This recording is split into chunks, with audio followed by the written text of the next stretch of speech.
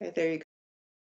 Good evening. Thank you for inviting us here today and for giving V and I this opportunity to speak to you about sleep and its implications for your children. We really hope that this presentation does not put you to sleep. We're mental health and addiction nurses working for Home and Community Care Support Services, Mississauga Halton. Our program works closely with the Halton Catholic District School Board in supporting both elementary and secondary students with mental health and addiction concerns.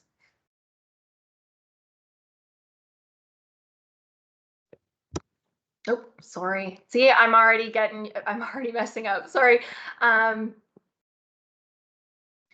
No how many of, problem. It's just a trial. I Yeah. know, I just have to, because I have two windows going, I've got to make sure I can see V's screen switching. So I'm just, sorry, moving this around. No worries. That's Oh, why we're doing this, Christine. okay. Just to get, yeah, no worries at all. Perfect. So, how many of you are guilty of staying up late, scrolling through social media, binge watching a Netflix series while the rest of your household sleeps? Perhaps you ended up getting 3 or 4 hours of sleep. Consider how you felt the next day. Maybe groggy, unmotivated, trouble functioning at work and getting through the day. Perhaps you managed to get through the day on multiple cups of coffee or tea. Maybe you felt similar to the person in the photo. Now think about how you would feel if this happened routinely. Now, what if this was your child? Consider the impact that lack of sleep would have on your child's ability to attend school and function throughout the day.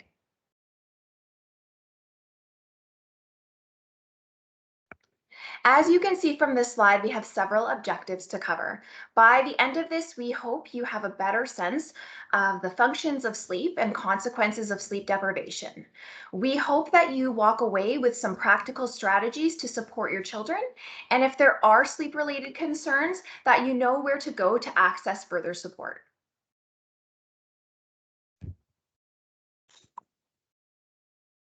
Can we maybe play it back? Do you guys want to keep going Oh, through the keep going. Sure. presentation? Sure. Yeah, I'm just trying to angle this properly because it's so hard to see when you switch. Okay. Um, okay, there. Glenda, Yes. I just have to make a phone call. Can you just carry on with the support for a few minutes and then I'll be back on? Yeah, absolutely. Thanks, guys. Okay, so in typical years, you send your child or teen off to school, and you might not think otherwise. Perhaps the perspective of the educator looks quite different. Consider this case study. So this is Jonah. He's a grade 10 student in my geography class. He misses at least 2 to 3 classes per week. If he does attend, he's always 15 to 20 minutes late. I never know what to expect when he's in class. Some days he finishes off 2 energy drinks. Other days, like you see in this picture, he's asleep. He never participates in class. If I call on him, he's irritated that I'm bothering him. He rarely knows the answer, let alone what page we're on. Just last week, he walked in late to a test. He sat down, took one look at the test, and left the room. I've offered extra support, but he always declines. He's failing my class, and I have no idea how to help. We will come back to Jonah later. So research shows that we spend 1/3 of our lives sleeping. Sleep is a basic human need, much like eating and drinking. Once a person is asleep, interaction with their environment is limited. There's less muscle movement and reduced responsiveness to external stimuli. Establishing good sleep practices early in life sets the stage for later success. Sleep is fundamental to human survival. Sleep supports brain function. New pathways are formed and information is processed. Research has shown that adequate sleep improves memory and learning, increases attention and creativity, and assists with decision making. Sleep helps with the consolidation of memory and the selection of important information and stimuli received throughout the day. It is believed that sleep helps to support the process of sorting through experiences and memories to isolate the specific details. Sleep is essential for the maintenance of the physical body, particularly the repair of cells such as those in the cardiovascular system. It also helps to regulate the balance of hormones responsible for appetite, maintenance of blood sugars, the functioning of the immune system, and overall growth and development. Sleep stages are divided into non-rapid eye movement, non-REM, and rapid eye movement, REM. Non-REM sleep has 3 stages. Stage 1 occurs right after you fall asleep and is very short, usually less than 10 minutes. It involves light sleep from which you can be easily awakened. Stage 2 lasts from about 30 to 60 minutes. During this stage, your muscles become more relaxed and you may begin to have slow wave brain activity. Stage 3 is deep sleep and lasts about 20 to 40 minutes. During this stage, a person may have some body movements and would be very hard to wake up. REM sleep is deeper than non-REM sleep. Eyes and eyelids flutter. Breathing becomes irregular. We do most of our dreaming during REM sleep, but our brain paralyzes our muscles so we do not act out our dreams. This cycle repeats 3 to 4 times each night. Two internal biological mechanisms work together to regulate when we're awake and asleep. Circadian rhythm directs a variety of fluctuations in wakefulness to body temperature, metabolism, and the release of hormones. They control the timing of sleep, cause us to be sleepy at night, and helps with our tendency to wake up in the morning without needing an alarm clock. Sleep-wake homeostasis keeps track of our need for sleep. It reminds our body to sleep after a certain time. Our sleep drives get stronger every hour we are awake and causes us to sleep longer and more deeply after a period of sleep deprivation. Factors that influence both biological mechanisms include medical conditions, medication, stress, sleep environment, and what we eat and drink. The greatest influence, however, is our exposure to light. Our eyes process light and tells our brain whether it is day or night. Exposure to light can make it difficult to fall asleep and return to sleep when awakened. Our body naturally produces a hormone called melatonin, and this hormone helps us fall asleep. It is produced in response to darkness, hence the moniker the Dracula of hormones. This particular information is important because in today's world, it can be very difficult for ourselves and for young people to stay away from our screens at night. Well, these screens exposes us to light and delays the release of melatonin, which could cause trouble falling asleep on time. To be as healthy as possible, the Public Health Agency of Canada recommends 9 to 11 hours of sleep for children ages 5 to 13 and 8 to 10 hours per night for children ages 14 to 17. So if a teen has to be up by 7 a.m., they would have to be asleep between 9 p.m. and 11 p.m. According to the Public Health Agency of Canada, these are the realities. So 1 in 4 are not getting enough sleep. 1 in 3 have trouble going to sleep or staying asleep. 1 in 5 have trouble staying awake during the day, and 1 in 10 do not find their sleep refreshing. So applying the statistics on the previous slide to classroom realities. So in this class of 21 students, sorry, V, this is the one you're going to have to click. Oh, You remember? Because it's got animation. Yeah. okay. So 5.25 are not getting enough sleep. 7 have trouble falling asleep or staying asleep. 4.2 have difficulty staying awake during the day. 2.1 do not find their sleep refreshing. So this means that 18.5 out of the 21 students in the class have some sort of sleep difficulty that will impact their learning and the overall classroom environment.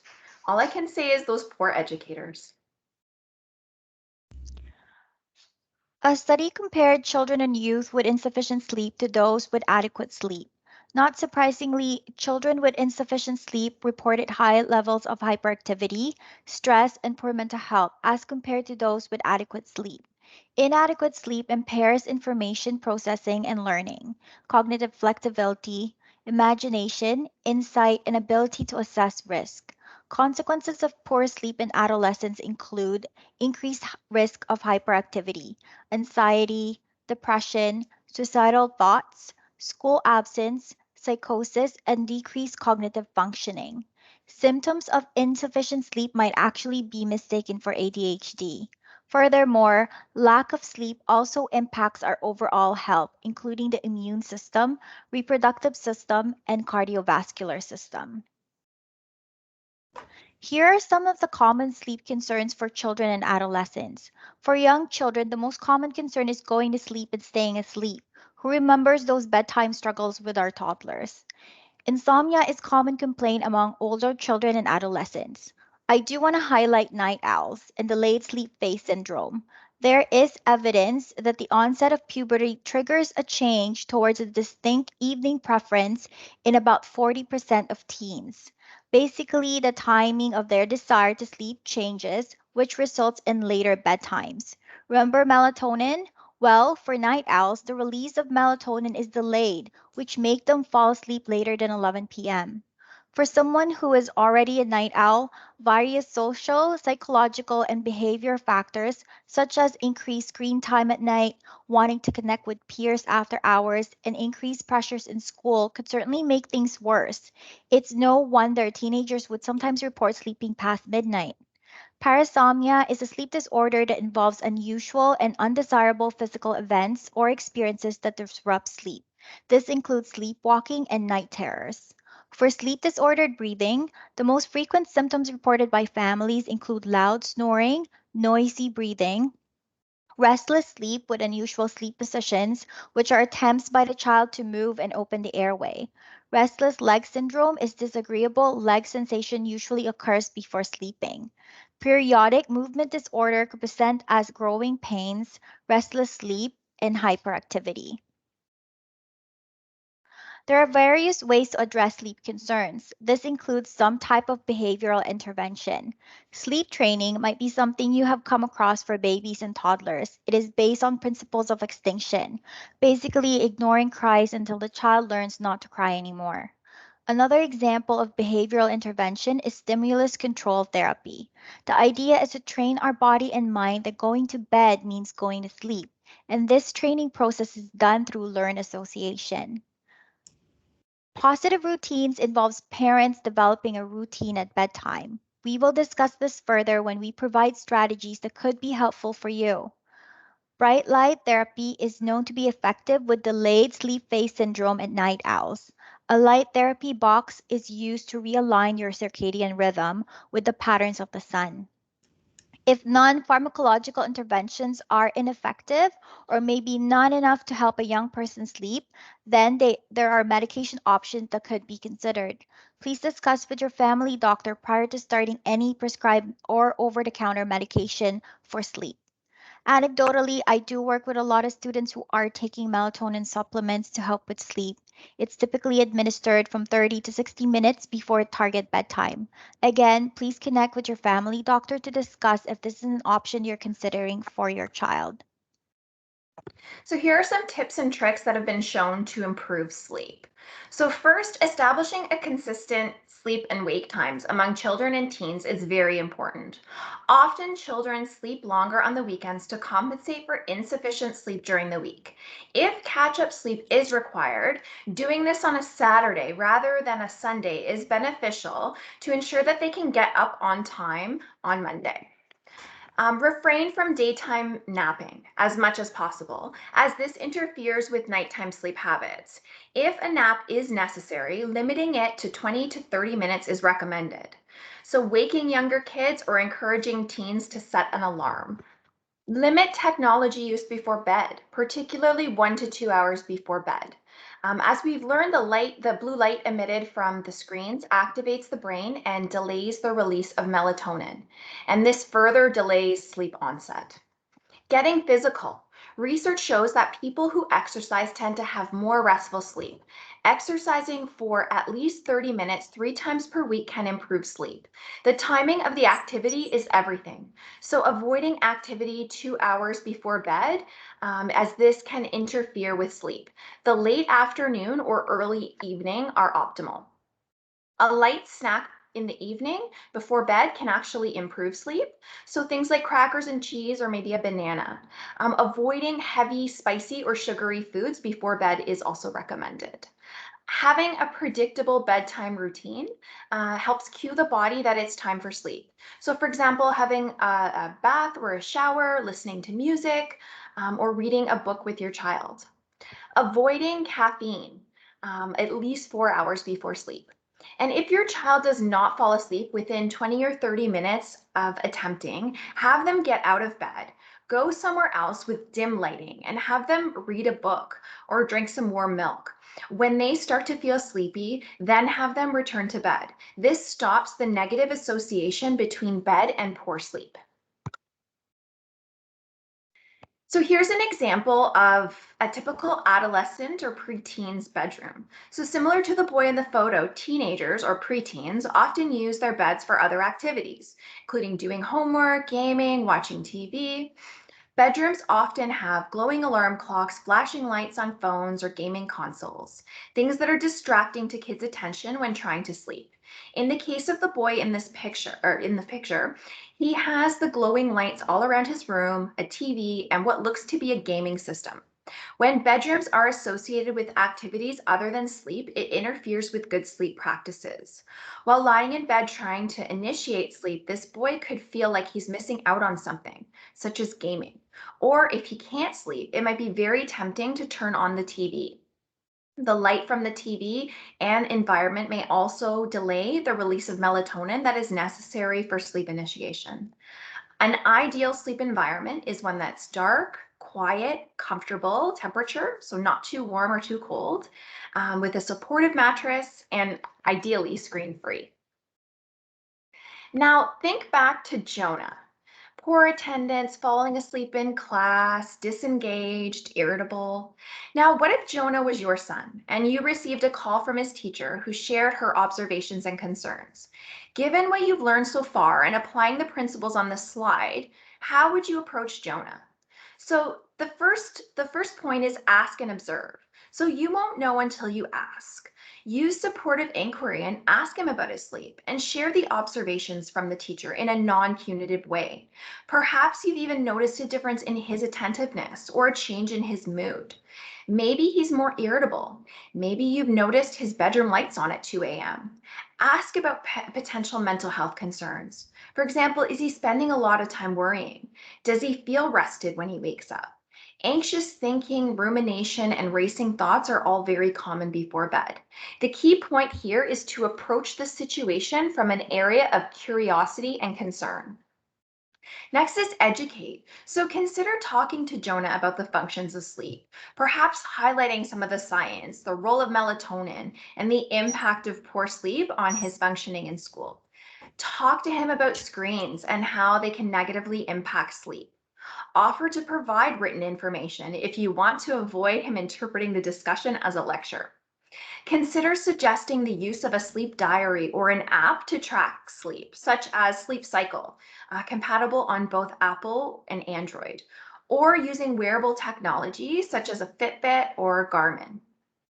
Consider Jonah's sleep environment and also the sleep environment of other family members. So perhaps implementing household changes such as no TVs in the bedroom or Wi-Fi turned off at a certain time so that Jonah doesn't feel centered out.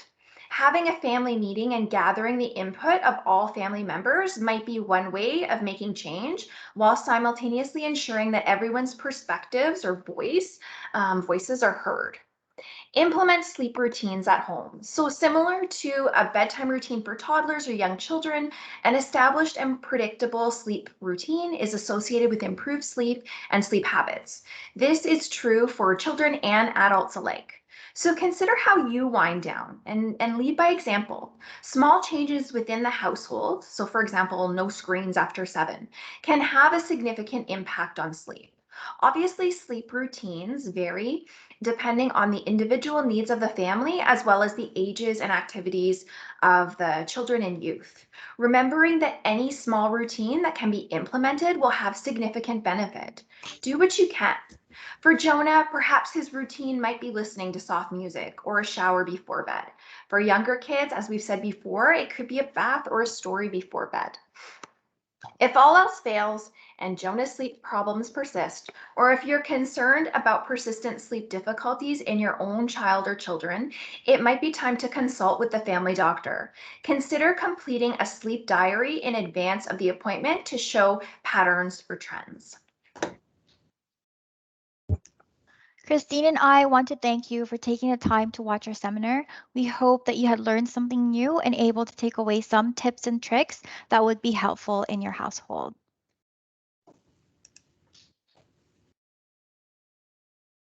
I think that's it, unless you want us to end differently. No, that's great. I don't know where Jane is. If Jane, because I can't. Oh, let me see if I can take control here. One sec. I can take control and stop. Stop. I'm just trying to see so I can stop actually recording. Yeah. So let me see if that. Nope, it's still recording. 1 second. Stop recording. Here we go.